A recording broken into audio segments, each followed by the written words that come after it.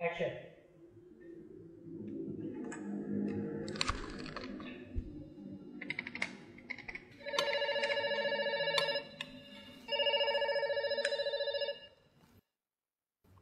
Iya. Halo, selamat siang Pak Ami.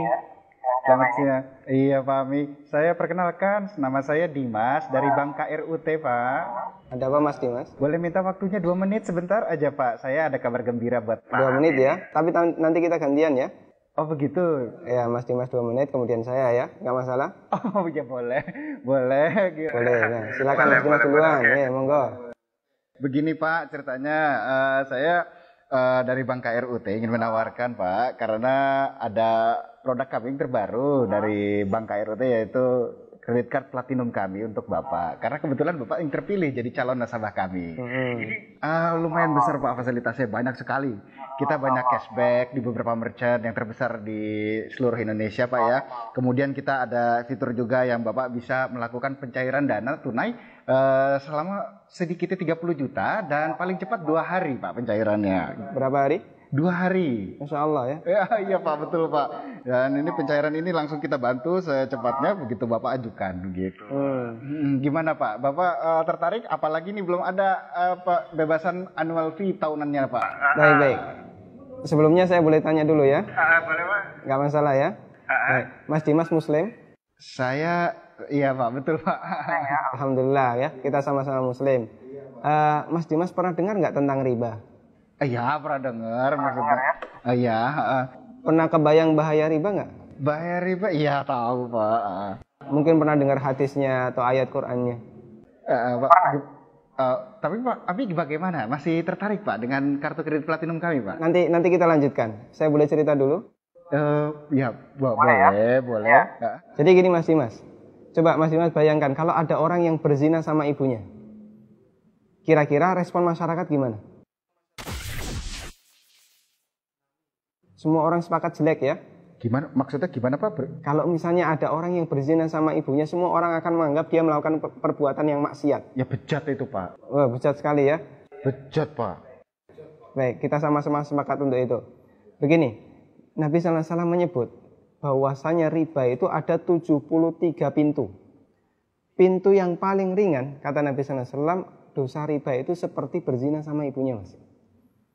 Itu nilai dosa riba yang paling ringan.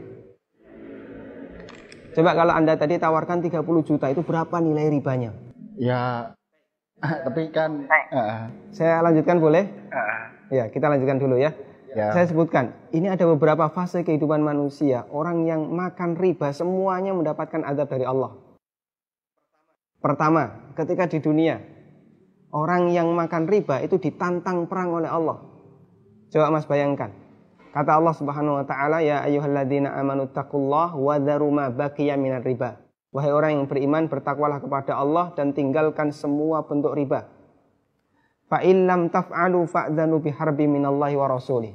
Kalau kamu masih ngeyel, enggak mau meninggalkan riba, umumkan perang dengan Allah dan Rasulnya. Coba, kalau kita ditantang perang oleh Allah dan Rasulnya, kira-kira ada enggak peluang untuk menang? Enggak ada ya? Ampun Pak. Ini yang pertama. Yang kedua, orang yang mati dalam kondisi membawa dosa riba, makan riba, nanti dia akan dihukum di kuburan dalam bentuk berenang di sungai darah. Masya Allah, berenang di sungai darah. Kata Nabi SAW, beliau pernah menceritakan mimpinya, dan mimpi beliau itu wahyu. Nabi SAW pernah melihat ada orang yang berenang di sungai darah, kemudian di tepi sungai ada orang yang membawa batu. Setiap orang ini berenang menepi dilempari batu ke mulutnya, kemudian balik ke tengah. Ini yang kedua. Di alam kubur dia mendapatkan azab berupa berenang di sungai darah. Yang ketiga. Masih ada yang ketiga Pak? Iya. Siap mendengar? Masih sanggup mendengarkan? Iya Pak. Iya. Tapi saya lanjutkan ya.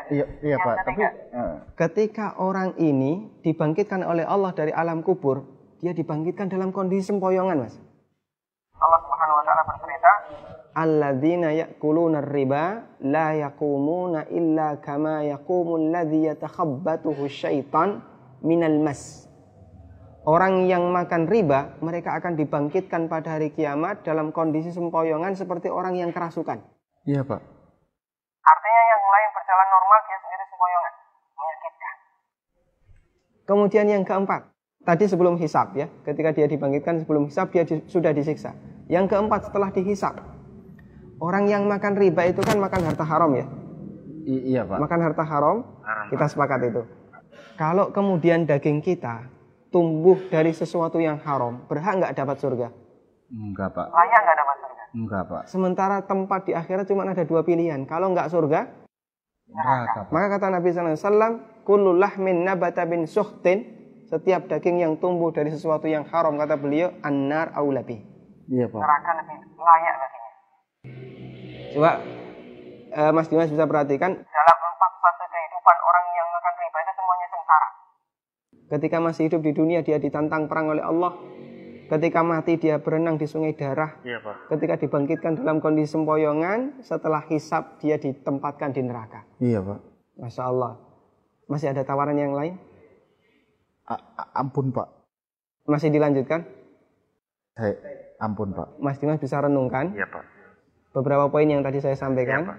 Nanti kalau misalnya ada sesuatu yang belum jelas, tidak masalah, hubungi saya lagi. Iya, Pak. Kita akan lanjutkan diskusi tentang riba. Iya, Pak. Bisa? Bisa, Pak. Ya, terima kasih ya. Assalamualaikum. Waalaikumsalam.